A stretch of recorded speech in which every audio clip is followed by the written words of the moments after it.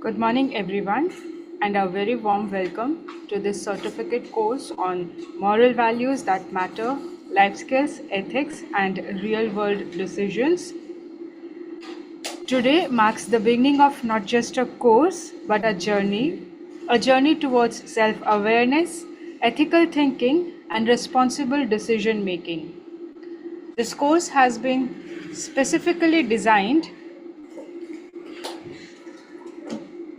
to help students develop value based understanding, strengthen ethical attitudes, build healthy personal and professional relationships, and make wise real world decisions.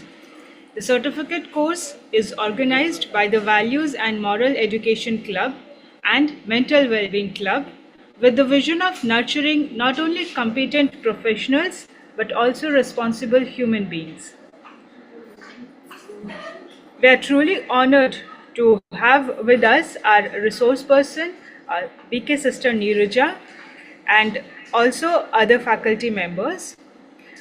Principal ma'am has not been able to join us due to some unavoidable circumstances, but if possible, she'll join towards the end. Till then, moving on, I request the convener, Professor Dr. Vinay Kumar Pandit sir, to please give the welcome address. Thank you, and over to you, sir. Thank you, Vishaka. Good morning to one and all. Respected Principal Madam, Academic Dean, esteemed resource person, faculty members, and my dear students. A very warm and a pleasant morning to everyone present here.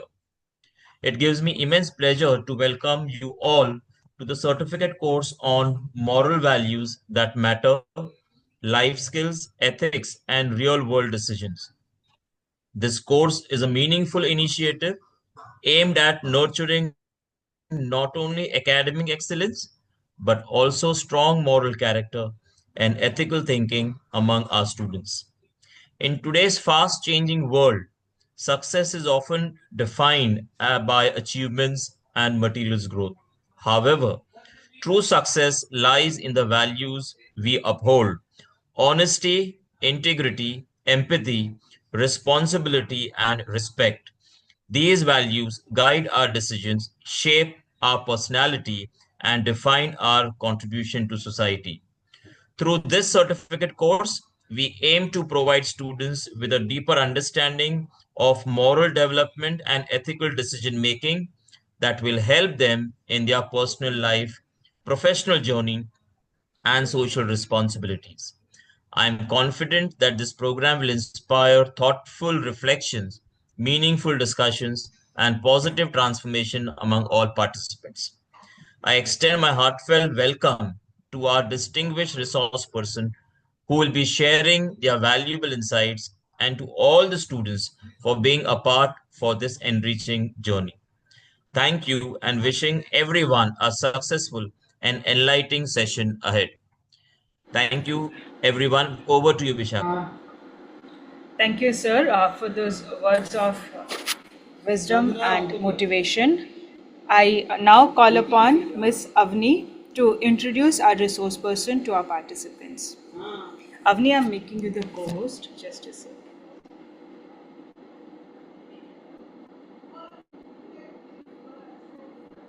You can unmute yourself, Avni. Yes. Yes, thank you. Good morning, everyone. It's my pleasure to welcome and introduce today's resource person, BK Sister Neerja. Sister Neerja has done postgraduate diploma in computer science and applications in MBA and MBA in self management and crisis management. She is a Raja Yoga teacher associated with the Brahma Kumaris since past 31 years and is currently the center coordinator for Brahma Kumaris, Malad West, Mumbai. She has conducted several lectures, sessions on wide-ranging topics across the country in various corporates and associations like TCS, eServes, Larsen and Torbo, NTPC, Ultra Cement, Sony TV, Sub TV, State Bank of India, JP Morgan Chase, LIC, Bank of Baroda, HDFC Bank, Canara Bank, Punjab National Bank, Resort Hotel, Retreat Hotel, Indian Navy, Indian Army, Indian Air Force, Retro Club, various churches, Bombay Catholic Sabha, International Resource for Fair Trade, etc. She has also been instrumental in shaping young minds in various schools and colleges like Sanskar College, Mithila College, NL College, Atharva College, SNDT College, Mahindra College, Children's Academy, Kendriya Vidyalaya, Fatima School, Poddar School, St. Jude School, St. Anthony's, and St. George, and others. She has volunteered value education programs for teachers. Through her initiatives, she has also worked on promoting values, harmony, and creativity through games and skits, and teaching how to explore inner world for managing outer world. I welcome you, ma'am, and thank you for accepting our invitation to be the resource person for today's section on Introduction to Values, Department, Development, and Ethical Theories. I now request you to take over and carry the session ahead. Over to you, ma'am. Mhm. So, good morning, everybody. I hope I'm audible. Yes, ma'am. Yeah.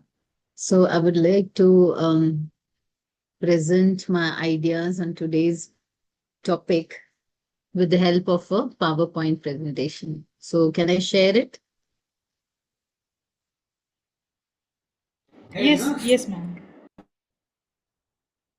So,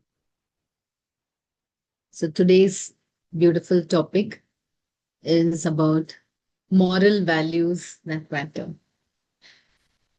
So, today I would like to compare our life with an Indian thali, an Indian vegetarian thali. So, just like we cannot satisfy our palate just by having only papad or only some sweet item or only pickle, but we need all the different things, all the different dishes, in fact, rice, roti, sabzi, dal, everything to satisfy our palate. So, as well as to promote our health. So, I would like to compare our life with this thali. So, here today I'm comparing this thali, the word thali, with these beautiful ingredients so that our inner being feels that self satisfaction as well as we can contribute most to the world. So, here the thali word, I have, divided it in this way, compared it with the different moral values, because there are many moral values like respect, cooperation, peace, happiness, kindness, compassion. But if I want myself to operate always on the basis of these moral values, or take any decision based on these different moral values, so I need to have a standard set of values within me. So that's why I have taken this word thali. So now the letter T. So T, I have compared it with tasty. That means very attractive. Self-confidence. So self-confidence is the foremost quality that is needed in an individual to inspire, to motivate. So tasty, that means attractive, self-confidence. Then H stands for healthy inner self. Inside, if I am stable and strong, very clear inside, then externally, my actions would be always based on moral values. So my inner being should be healthy always. And A, the letter A stands for Appetite for work. When can you relish food? When you really have a good appetite. So here is, when can I deliver the best, or when I can be the best? When I have a very good positive attitude for work. It can be any kind of work. L. The word L stands for lavish life with integrity. That means rich and inspiring life with integrity. And last but not the least, I, standing for irresistible insights. I need to have certain insights, deeper wisdom, so that I always stand with values for values. So now let's go ahead, seeing each of these attributes, of these qualities in detail. So the first one, tasty, attractive self-confidence. So what do we understand with self-confidence? So self-confidence first is, I believe in me. I believe in myself.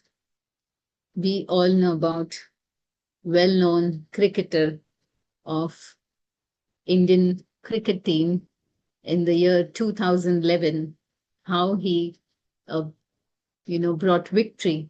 He brought the World Cup, second World Cup, to Indian cricket team in the year 2011. So, yes, none other than Mahendra Singh Dhoni. So he came from a very humble background, not from a rich background, where money was not a luxury, but in fact, he had to contribute to the family income. And that's why he had to work. And that's why he got transferred to West Bengal, Midnapur, in those days. And he worked as a TTE, ticket traveling examiner.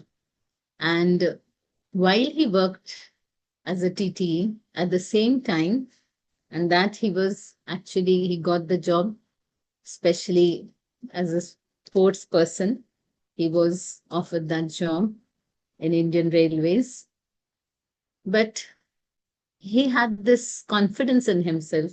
He had this belief in his ability to play cricket. And so even though he was actually working, he still aspired to become a cricketer, and he worked for it. And he always claims that self-confidence is his most powerful quality. He believes in himself and he's aggressive about it. And these qualities really led him to be a very successful cricketer. So we all know about that. So belief in myself. So when we talk about self-confidence, so what do we mean by self-confidence is, I believe in my ideas. I believe in my abilities. I believe in my line of action. And whatever outcome comes, I believe that I can use them in the most worthwhile way to progress. So this is self-confidence, to believe. And when we talk about belief, so belief is, it is having faith that the thing which you cannot see today, you're definitely going to reach it, achieve it. And finally, one day, that thing which nobody could see it, now can be seen.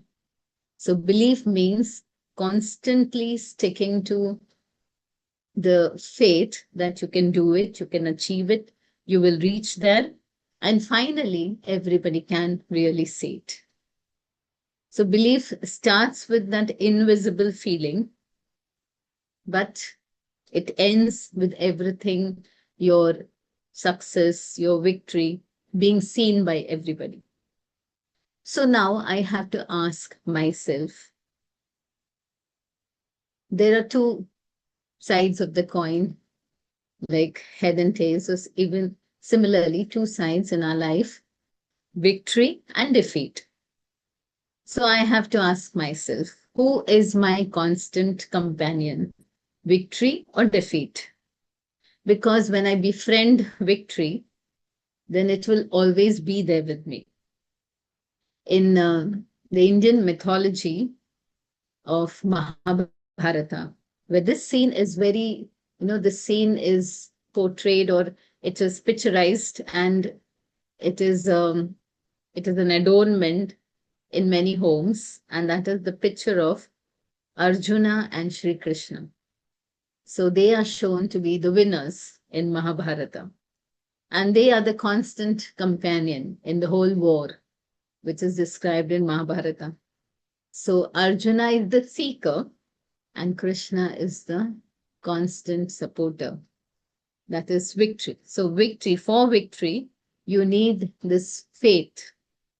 You need to persist as well as the faith that I will win. So when there is no success, is more the result of mental attitudes rather than mental capacities. So the can-do attitude. So when I get up in the morning, I need to ask myself, how much do I have the feeling of victory? Do I feel that victory is my birthright? Do I feel that more often? Because when I befriend victory, it is mine then. So always I need to be in the feeling of victory. That means I need to have company of more victorious people. I need to surround myself with victorious memories. So whenever that victory feeling is on inside, then I attract victory to my life. So I can do this attitude. Wherever there are cons in my life or in my speech or in my actions, then I need to cancel those. The cons need to be cauterized. The feeling of I can do it, I need to cultivate that more. So success is more the result of mental attitudes rather than mental capacities. So when I think I can, when I feel I can, I really can. So the third thing is never be let down by failures. In fact, failures are also necessary in our life, because with failures, we become more humble. And failure actually teaches us that whatever measures we had taken to become successful or to achieve our goals, those measures were not enough or were wrong. So failures actually teach us that there is some other formula required for success. There are some other measurements required for success. So failure actually teaches us to be humble, teaches us new methods. So when we fail, we then brainstorm, we think differently, and then we come across new methods. So I never have to be let down by failures. So I have to make my life attractive. Tasty means attractive, with self-confidence, beliefs, faith. The second thing, sorry.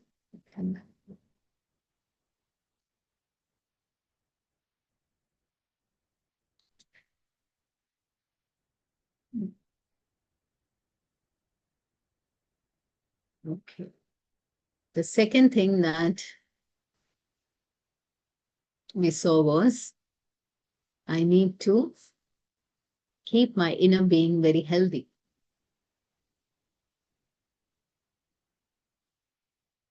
So I need to have a healthy inner self. Now, how do I keep my inner self healthy? So again, I compare it externally. Now, physically, if I need to be fit and healthy, so we take care of these three things: nutrition, proper nutrition, exercise, and rest.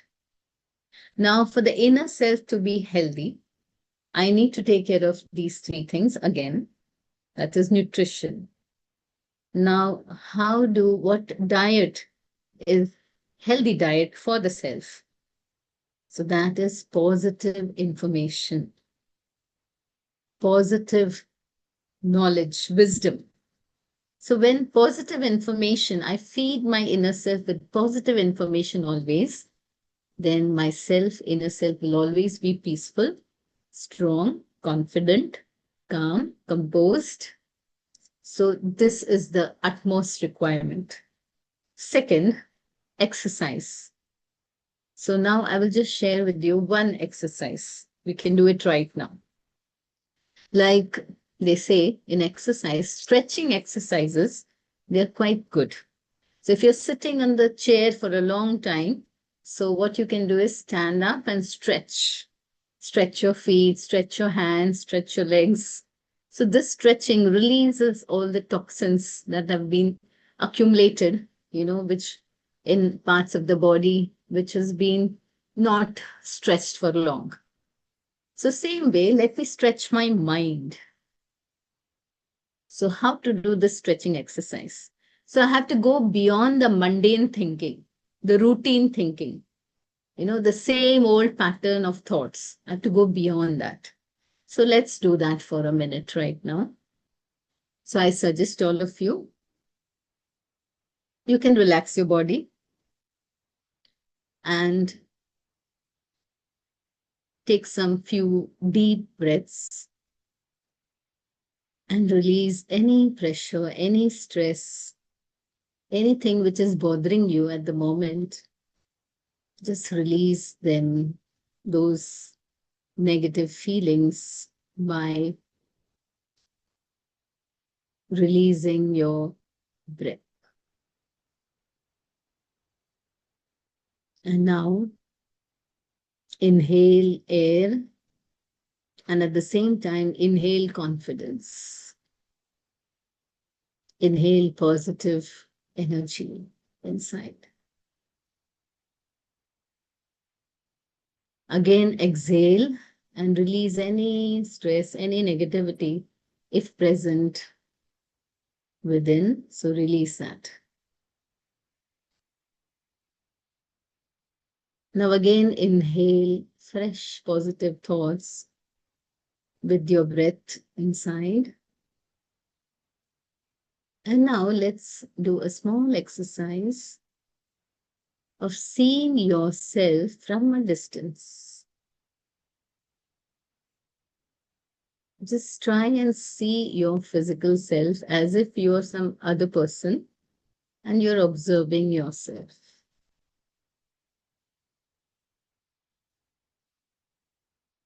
And see yourself as another person.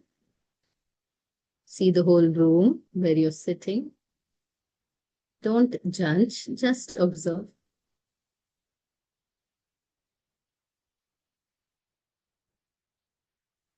Notice things as they are. No questions as to why they are. But just see things as they are.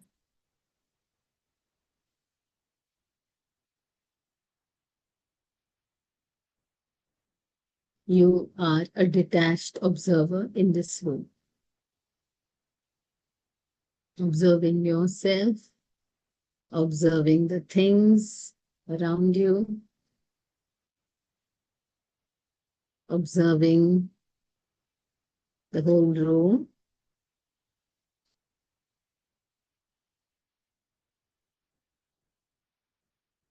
And now, just try to hear the various sounds present in the room. Maybe the noise of the fan, maybe the chirping of the birds,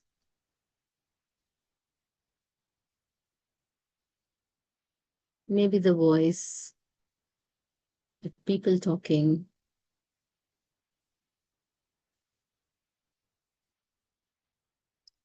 Feel the detachment from all these different noises.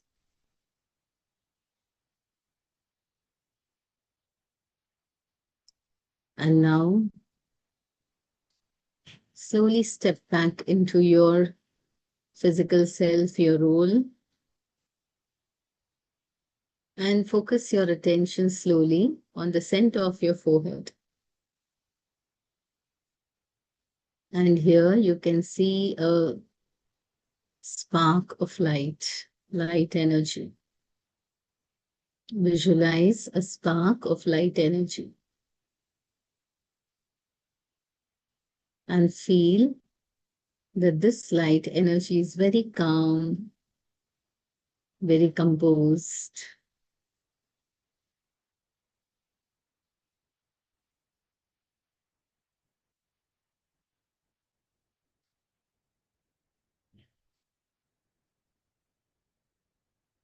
And now come back to your surroundings. Okay. So this was a small experience of thinking beyond your routine thoughts. This was a mental stretching exercise. So this was just one small exercise which I shared, but there are more others which can give you a better perspective in life. Because, see, when you're in the moment and when you're in something and when you're detached from that place and you look at that whole situation or that place, you get a better perspective. And the more higher you go, like if you're in the on the terrace and you're watching things below, so you have a much better view rather than when you're standing on the road and you're looking at things. It's a much better, clearer view is on the top. So this kind of mental stretching that's actually energizes and exercises the inner self. So through which you gain more self-control, self-mastery. So this was about exercise. And third is rest. Now I would like to ask you this question. There are many gadgets available today, ranging from mobiles to remotes and many, many other things. Now every gadget has a start and a stop button, a pause button. Now I need to ask myself, my mind, is there a pause button? Is there a stop button? I think there hardly is, isn't it? Because we are constantly thinking, constantly imagining, constantly creating thoughts. And there is no pause, even in sleep. Even when we are resting physically, our mind is going on and on and on. And just imagine any gadget, if it is continuously working, what will happen? Finally, there will be a breakdown, isn't it? Similarly, our mind continuously thinking. And today we have mental disorders, many mental disorders, because we are not giving rest to our mind. So for a healthy inner self, I need to keep my mind at rest in intervals. That means pause. Pause your thinking. Give moments of silence, inner silence. They say silence is golden. Yes, when I'm silent inside, I can create golden thoughts. So, for a healthy inner self, 3 things: nutrition, rest, exercise, positive information, mental stretching exercises, and silence, rest of silence to our mind. So I would like to share a small video which shows about the effect of thoughts, effect of words on water. So Dr. Emoto, a Japanese scientist, he has shared, he had done quite some research on the effect of words on water. So what he did, simple drinking water, he put the same water in different bottles and labeled them differently. Like one bottle he labeled please, other thank you, third kill, hate. So some positive words and some negative words. And then he froze that water, and those water crystals, he then saw it under a microscope. And wonderfully, what he saw, the words which were positive, the water which had been labeled positively, that water crystals showed very beautiful crystals, beautiful designed crystals. And the ones which were labeled negatively, those water crystals were having haphazard designs. And then he did more of such kind of experiments. Like in Japan, there was a lake. That lake water, again, he froze it and then he saw it under microscope. So it had a very haphazard design. But the same water, same lake, some Buddhist monks, they meditated near that lake. And after meditation, then he saw those water crystals. Now they had turned into very beautiful designs. Now, similarly, he did many experiments. He had come to our headquarters at Mount Abu.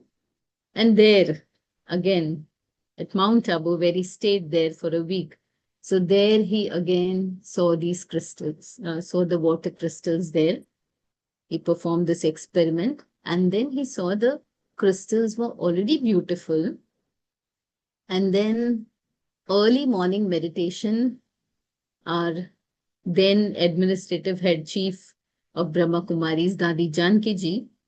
So she meditated in the early morning hours, which we call it as Amrit Vela. So that time, a glass of water was placed on the table just beside her. And then after meditation, he saw that those water crystals had become much more beautiful. So then he came to the conclusion that words, thoughts, affect water, and our bodies are made up of more than 70% of water. So just imagine every thought that we think, every word that we speak, they have an effect on our body. And more than this, the world around us, more than 75% is made up of water, the earth, our Mother Earth. So whatever thoughts I think, whatever words I speak, they have a tremendous impact on the world around us. So I would just like to share this video. I hope you can hear the sound.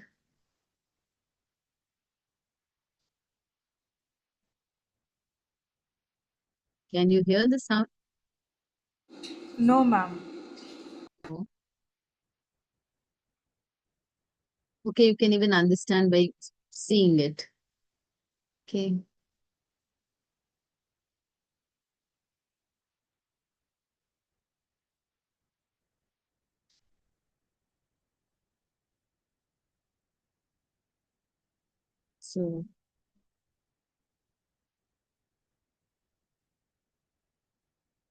So this lady is working on the station and there these slides have been put up of the different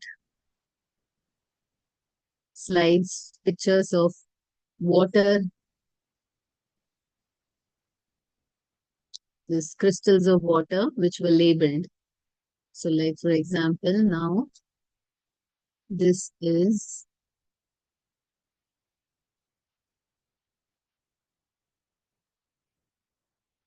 water crystal. It's a distilled water, how it looks under the microscope. It looks more organized, distilled water.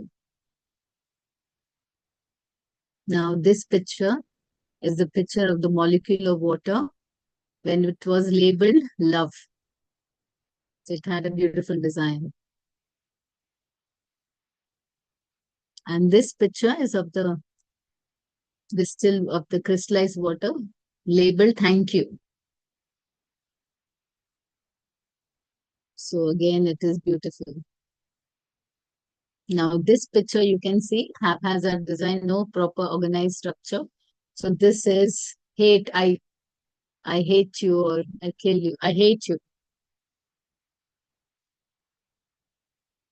So again, she's explaining how thoughts affect our body. Our words affect our body. So now I would like to show you. See, 5 major religions. These religions, different religions' names were pasted on simple drinking water. So then see Christianity, so beautiful crystal is formed.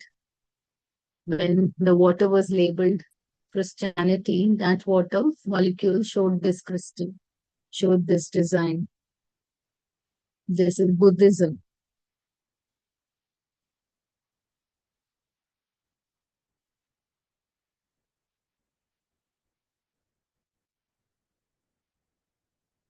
This is Judaism.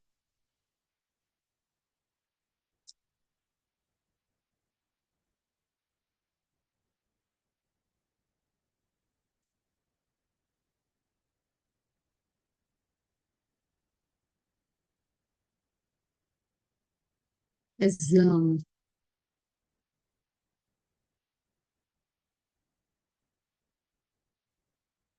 Hinduism.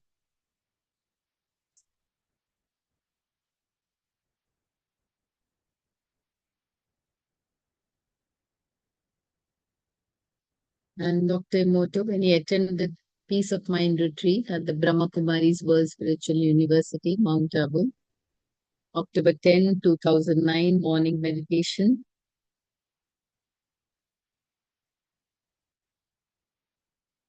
So before meditation, the crystals, the water crystals appeared this way.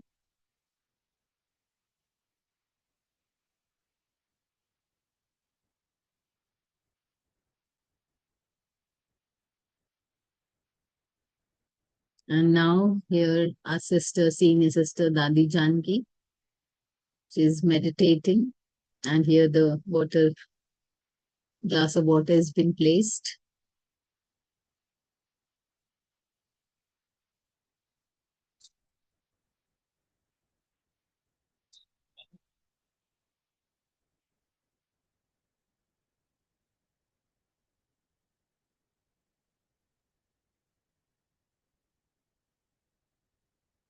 And now just see the result after meditation. See, incredible, isn't it? So after meditation, these water crystals are appearing so beautiful. So just imagine if words, thoughts can do this to water. Just imagine what it must be doing it to us. So meditation is nothing but thinking beautiful. So meditation is actually this. So for healthy inner self, I need to meditate. I need to have positive thoughts. Okay. Then coming back to Thali. So again, now Thali, TH we completed. A is having a good attitude for work, having a positive attitude, having good appetite. That means a positive attitude for any kind of work. Now today, any work, small or big, when given to us, or when we need to do it, what is my attitude towards it? So today, generally, what is observed is earlier we used to say work is worship. And today, work has become worship. Yuddh ka jahaj. So people dread to work. So now I need to change my approach, my attitude towards work. Because action is imperative to achieve. Action is just the simple act of doing. And it is the common knowledge that no idea can be turned into reality without acting on that idea. Overthinking and over-analyzing will actually kill the idea even before inception. So I need to do. You must be aware the key to start is to start now. Now, any vehicle, we all know that the most important device to start the vehicle is the starter. So the starter, when you switch it on, when you turn it on, it actually rotates an internal device, the combustion engine, so as to initiate the engine's operation under its own power, without which the entire vehicle, the time and money spent to create that vehicle, that idea is only lost. The money is wasted. So I need to start first. That means I need to act upon that idea. So for that, I need to understand that work, what attitude I need to have for work. So I need to have joy at work and joy in work. So I need to change my definition of work. I need to actually recreate the definition of work. It should be the same as that of hobby. So now for somebody, gardening is a work, and for somebody, gardening is a hobby. For somebody, something is work and the same thing is hobby for somebody. What is that difference? The difference is hobby means it's something which is enjoyable, which I love to do. So I have to ask myself, whatever work I'm doing, is it as pleasurable as my hobby? So today we are observing that people, when they reach the workplace, they are like burdened with work. And when they leave the workplace, they are enjoying, they're rushing, they're hurrying to reach home. The energy level, if you see, the energy level when they reach the workplace is low, and when they leave the workplace is like high. So now to understand that when work is duty,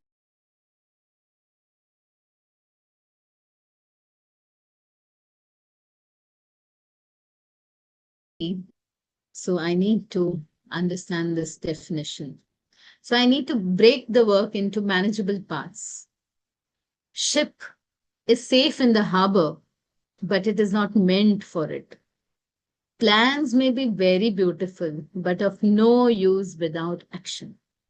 So if I want to learn driving, and I think that I will take the car out only when all the signals are green, then that is never going to happen.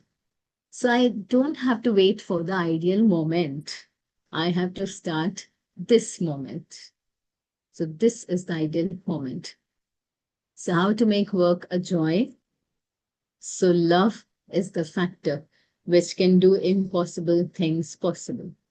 So I need to start loving my work. Love everything I do.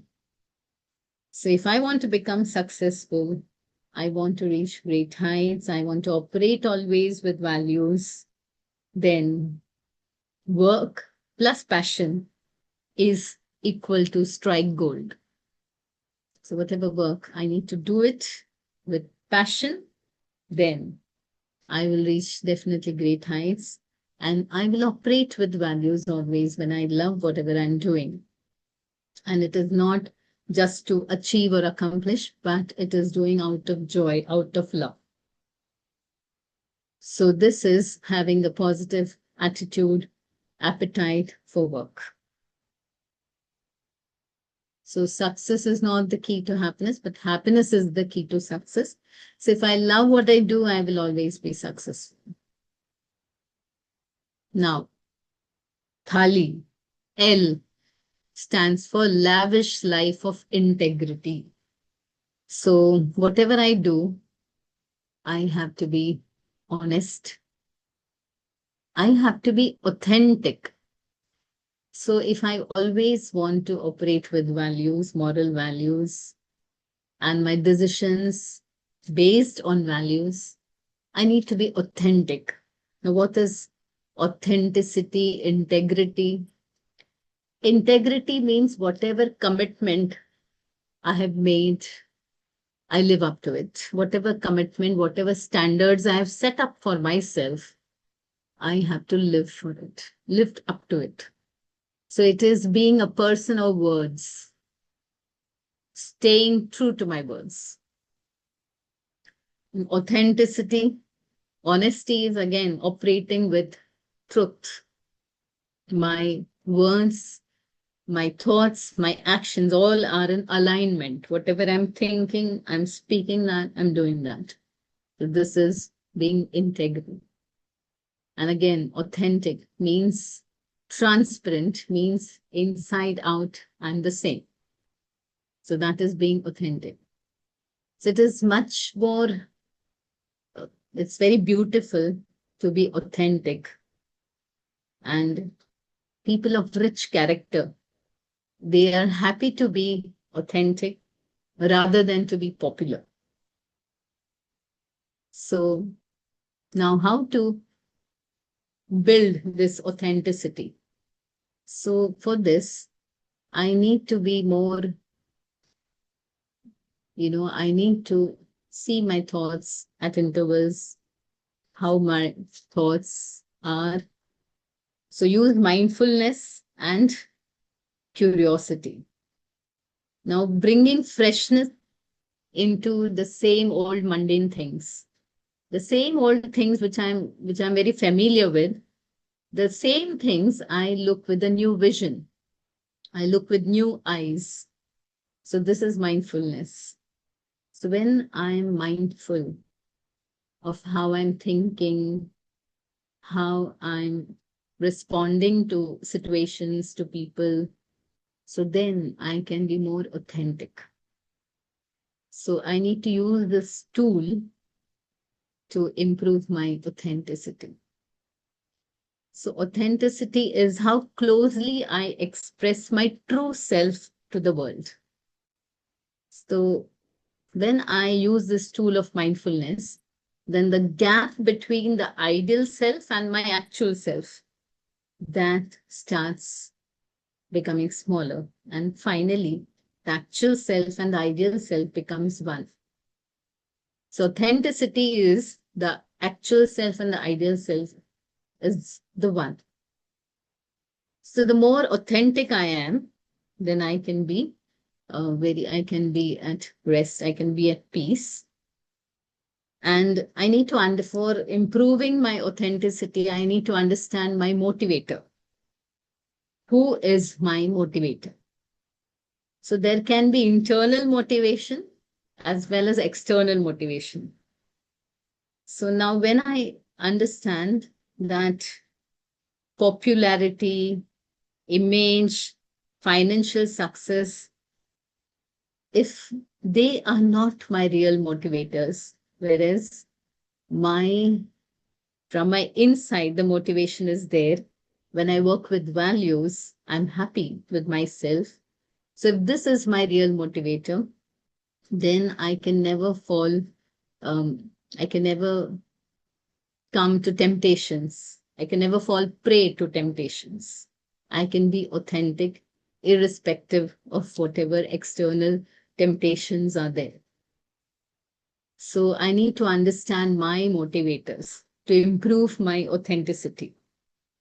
And third thing is I need to reflect on my life, reflect on my personal values, my beliefs that may influence my authenticity.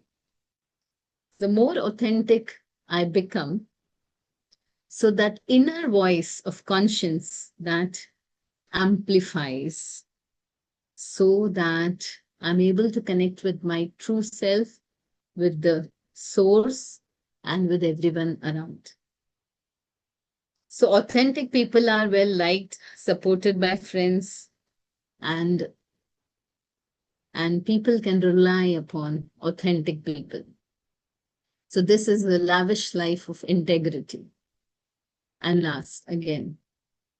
Okay, so life without vision, courage, and depth is simply a blind experience. Small, lazy, and weak minds always take the easiest path, the most comfortable path, the path of least resistance. And big minds, they overcome this. And last but not the least of the word Thali, I stands for irresistible insights. So I need to understand that our world, our spiritual world, is governed by certain laws. Just as the physical world is governed by certain laws, just like the law of gravity. So anything I throw up, it comes down because of the law of gravity. Similarly, if I work as per the law, then there wouldn't be so much of trouble. So this is one law, the spiritual law, which I need to pay attention so that I get saved from hard work. That means labor work. So that law states, where attention goes, energy flows, and where energy flows, it grows. So now I take it in the reverse way. Let me pause for a moment and see what is growing in my life right now. Peace, confusion, hate. What is growing in my life? Accordingly, I can understand where my all energy is flowing. Accordingly, I can find out the route, where is my attention going. So if my attention, if there is negativity growing in my life, as per this law, I'm giving energy to negativity. As per this law, my attention is always on negativity. So now, if I want to change the result of my life, that means I want peace, love, happiness, success to grow in my life, then I have to operate it this way. I need to flow my energy towards positivity, towards goodness, towards success. That means I have to pay attention to things of success. I have to pay attention to positive information. I have to pay attention to positive thoughts. So when my attention is on positivity, my energy flows in that direction, and naturally the result is positivity will grow. So this is one law, very important law.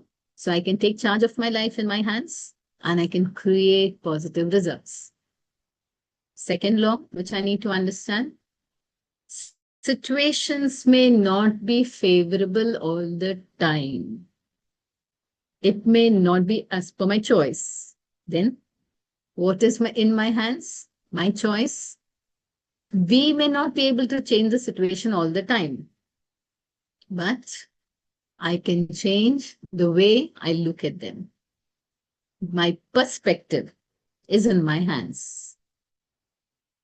For example, maybe I cannot, travel time is too long, so I cannot replace that travel time. It is getting wasted. Maybe 2 hours of travel time, 3 hours of travel time. But it is in my hands whether I should waste it or whether I should utilize it. So in that 3 hours, if I listen to some positive information, some positive video, or maybe I can use it for planning, prioritizing, then I'm utilizing or investing my time. So maybe income is not in my hands, but expenditure, of course, in my hands. So in this way, I may not be able to change the situation, but I can change the way I look at it. Third law. Keep your face towards the sunshine and the shadows will always fall behind you. So when I keep my face towards positivity, advantages, health, all things that are beautiful, then the ugly things or the shadows will always be behind me. They will never overtake me. They will never be overwhelming. Fourth law. If life hands you a lemon, make a lemonade out of it and enjoy it. Enjoy the drink. So instead of feeling sour, I can add sugar and make a lemonade, and I can enjoy that lemonade. Now, the lessons learned.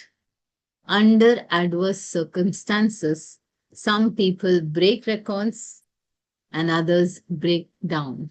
So adversity actually reveals a person's character. A hammer shatters glass, but forges steel. So I have to ask myself, am I made of glass or steel? So conclusion of Thali. Again, we revise it. T stands for tasty, attractive, self-confidence. H, healthy inner self. A, appetite for work, having positive attitude towards work. L, lavish life with integrity.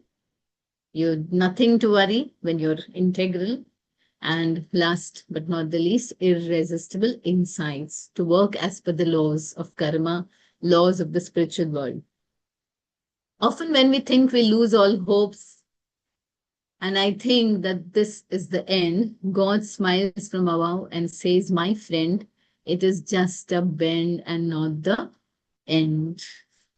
So it's actually a bend, a U-turn or a good turn of life, which will actually help us to reach a new dimension, a new goal. So this is how I can operate with moral values always, having a lavish thali, Indian thali. Okay. So thank you and enjoy. Thank you so much, sister, for that insightful talk. Indeed, it was very interesting the way you compared a thali to the entire moral values. I mean, moral values is so huge, and you compressed it into a thali and made it understandable. Really great. Uh, Thank you. so now, yeah, we open the forum for Q&A. Participants, if you have any questions, we'll give around 5 minutes to it. So you can either, I'll allow you all to unmute. You can either unmute and ask your question, or you can put it in the chat box.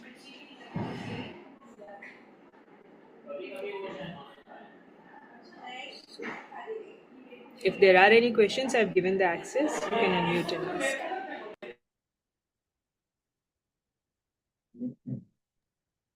Good morning, ma'am. Good morning. Vaishnavi this side. Yes.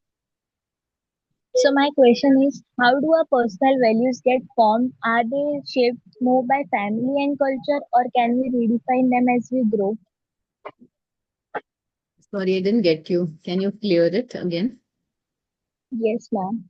How do our personal values get formed? Are they shaped more by family and culture, or can we redefine them as we grow? Okay.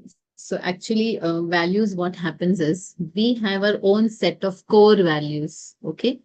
Originally, like if you see a child, okay, a small child, when he's born, he's not aware of anything. So he comes as a clean slate. He has no barriers of gender, no barriers of nation, language, religion, caste. He doesn't have any barrier. But in the family where he grows, so he picks up all the family values because he's a clean slate. And when a child infant has a very strong grasping ability. So grasps from the environment, from the family, the values that the family has. And slowly as he grows up, then he picks up values from the surroundings, like his friends, then maybe from his school, classroom, teachers. Then again, as he grows up, then whatever kind of friends he makes, wherever he works, whichever environment he goes, again, he picks up those values. And slowly today, we are a bundle of values, acquired values. So it may be positive, negative, everything. But we always long for the core values. Like we want peace, no matter wherever we are, in whichever situation, whichever country, whichever religion, whichever nation, we all want peace. We all adore happiness, love. So these are our basic values. It's like, our body is made up of 5 elements. So 5 elements, they are in a certain proportion in the body. So whenever any proportion drops down, for example, water level goes down, so we yearn for water. We want water, water, water. So even though people may give us very delicious food, but we will say that first I need water, then I will go for food. So once that level of water is done, then we will stop drinking water. We will not think about water. But until that level is reached, we yearn for water. Similarly, today we are yearning for peace. We are yearning for happiness. We look for peace in places. We look for happiness in objects. We look for love in people. Why? Because these are our original qualities, but the levels have gone down. And we don't know from where we can, fulfill that level. So we keep searching for that here and there. But actually, they are right within. It's just as I told you originally, the core is already there, but the surface, we have many layers of acquired values. So we have to drill down inside to come back to our original core of peace, love, happiness. And meditation is the way to drill down and again fulfill those values of peace, love, happiness. Okay. Okay, ma'am. Thank you. Thank you, ma'am. Any more questions, students?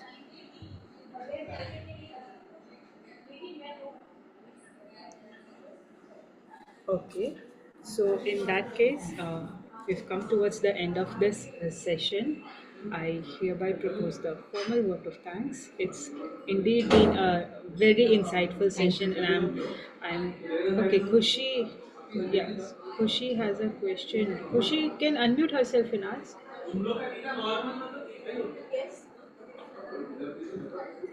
Kushi, can you hear me? Hello, good afternoon, ma'am. Yes, Kushi. Hello. Yes. Ma'am, I have a question. Does Yes. moral development stop at certain age, or can adults continue to grow ethically? Pardon, please. Come back. I didn't get your Kushi, can Does, you question. does moral development stop at certain age, or can adults continue to grow? Again, I did not get your question. Please, can somebody help me? Kushi, can you put it in the chat box quickly?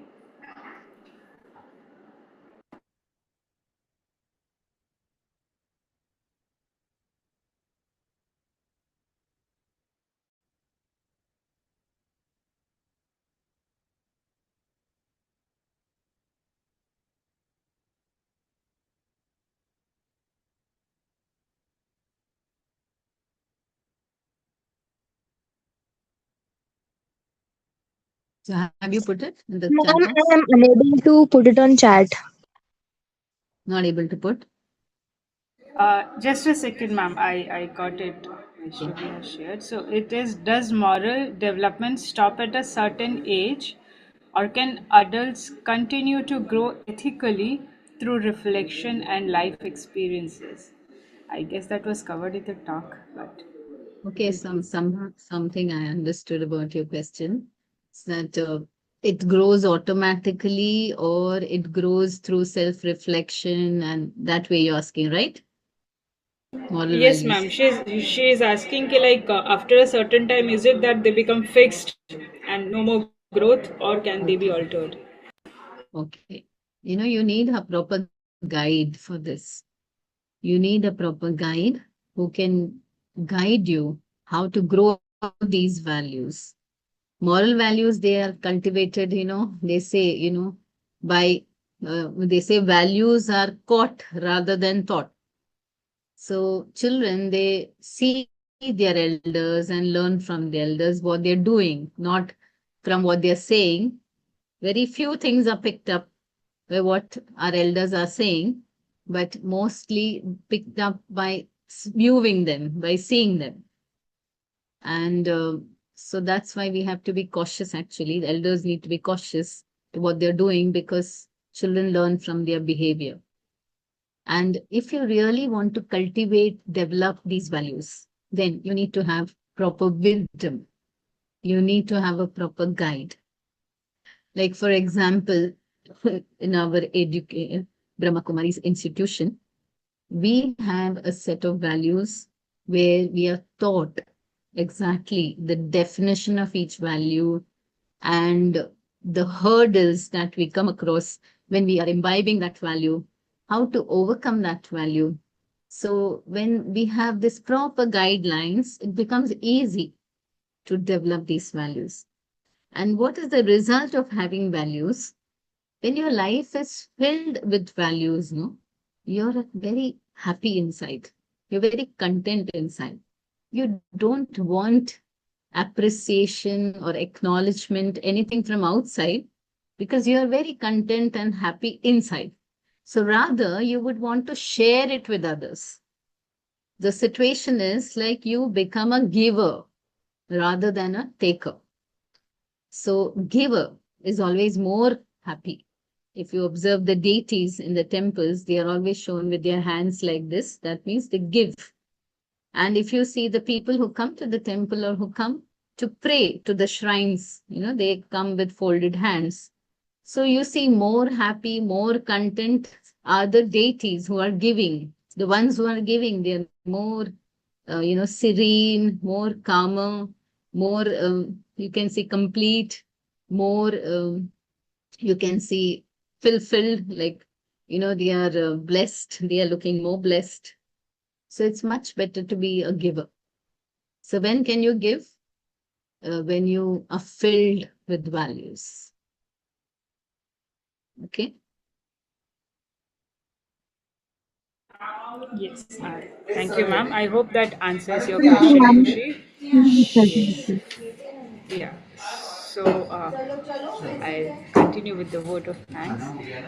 Indeed, as I said, ma'am, it's been a really fruitful session. Today was the opening session of our certificate course, and you've just set the right tone for it. We have many more coming up. Hopefully, equally good they all will be, and enriching for the students. So thank you once again, and thank you to our principal ma'am and management as well for all their continuous guidance and support. She couldn't join us today, but still her cooperation and guidance is with us all throughout. So thank you, ma'am, and thank you to all the participants. So we end for today's session. Yes, and just a few announcements for the students. I've shared. Like after these announcements, we'll be taking a group photograph. So I request everyone to turn on your camera by then. And so I've posted the feedback come quiz link in the chat. Okay. Yeah. This is the attendance come quiz link.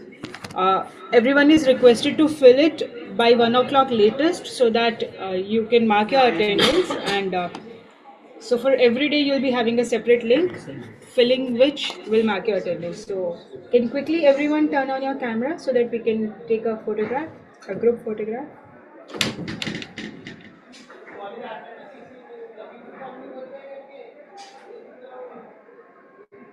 Yes. Okay, so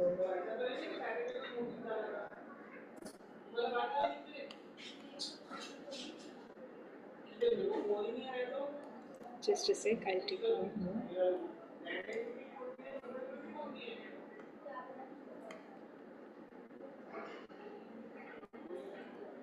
Thank you everyone.